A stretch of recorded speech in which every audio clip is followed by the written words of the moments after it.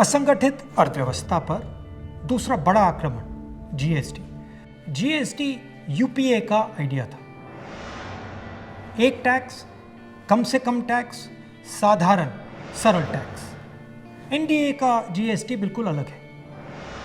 4 अलग अलग टैक्स, 28% तक टैक्स और बड़ा कॉम्प्लिकेटेड, समझने को बहुत मुश्किल टैक्स। जो स्मॉल एंड मीडियम बिजनेसेस हैं वो इस टैक्स को भर ही नहीं सकते और जो बड़ी कंपनियां इसको आसानी से भर सकती हैं वो 5, 10, 15 अकाउंटेंट्स लगा सकते हैं। ये 4 अलग अलग रेट क्यों हैं? ये 4 अलग अलग रेट इसलिए हैं क्योंकि सरकार चाहती है कि जिसकी पहुंच हो वो जीएसटी को आसानी से बदल पाए और जिसकी पहुंच ना हो वो जीएसटी के बारे में कुछ ना कर पाए। पहुंच किसकी है? हिंदुस्तान के सबसे बड़े 15-20 उद्योगपतियों की पहुंच है।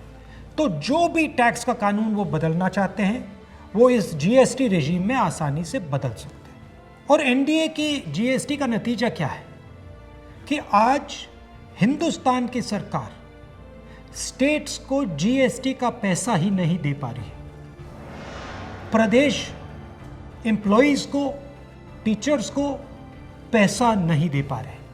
तो जीएसटी बिल्कुल फेल है।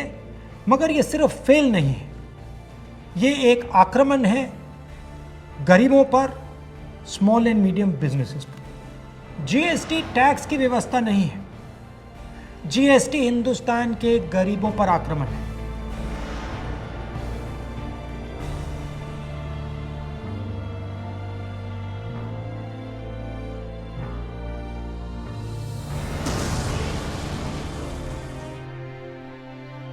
छोटे दुकानदारों पर, स्मॉल एंड मीडियम बिजनेस वालों पर, किसानों और मजदूरों पर आक्रमण है। हमें इस आक्रमण को पहचानना पड़ेगा और मिलकर एक साथ इसके खिलाफ हम सबको खड़ा होना पड़ेगा।